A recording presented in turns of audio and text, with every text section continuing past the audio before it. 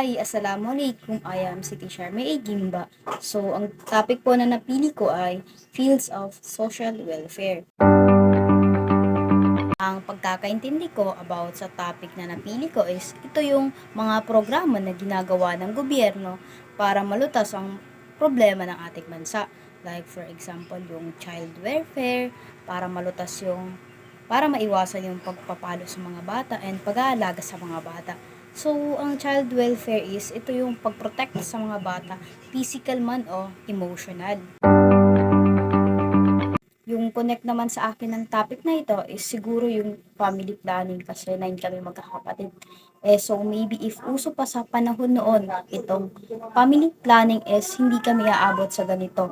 Pero thankful naman ako kasi kahit papaano is nakakapag-aral pa rin kami and yung mga kapatid ko is nakapagtapos pa rin kahit 9 nga kami magkakapatid.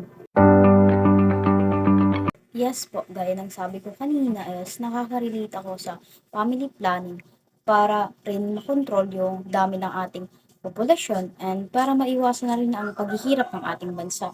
And hindi lang sa ating bansa ang paghihirap ng ating pamilya.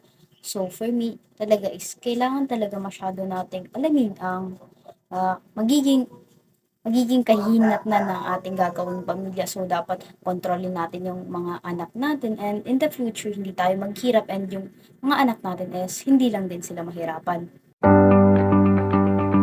Dito ako nabigla sa Self-Employment Assistance Program. Kasi may ganito palang programa ang ating gobyerno. Pero bakit ang dami pa rin walang trabaho? Then, nawawonder ako kung na-apply ba talaga itong program na ito or ginawa lang ito for like what?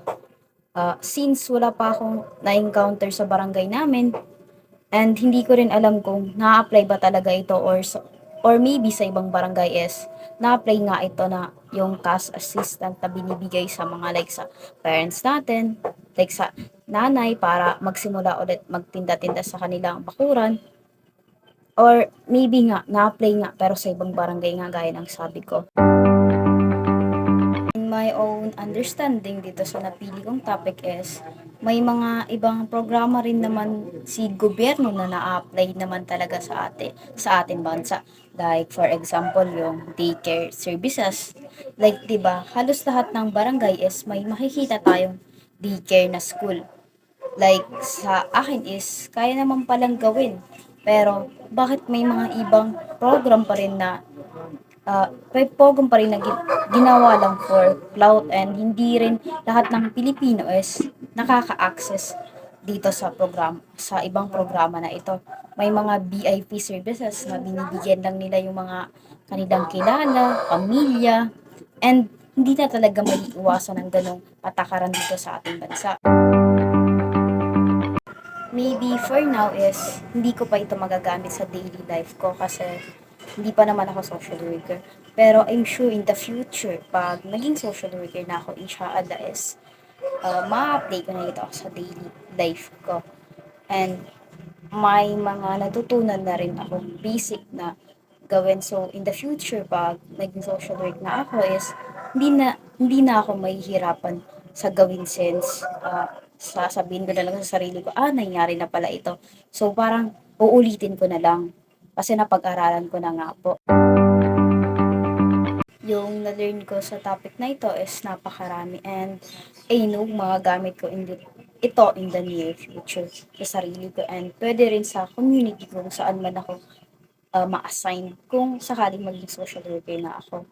So, yung mga naiintindihan ko dito is yung programa ng government, like yung welfare and family welfare. Dati kasi is aware na ako sa ganitong program ng gobyerno. Pero ngayon is mas naintindihan ko lang siya and mas na-explain sa akin ng maayos.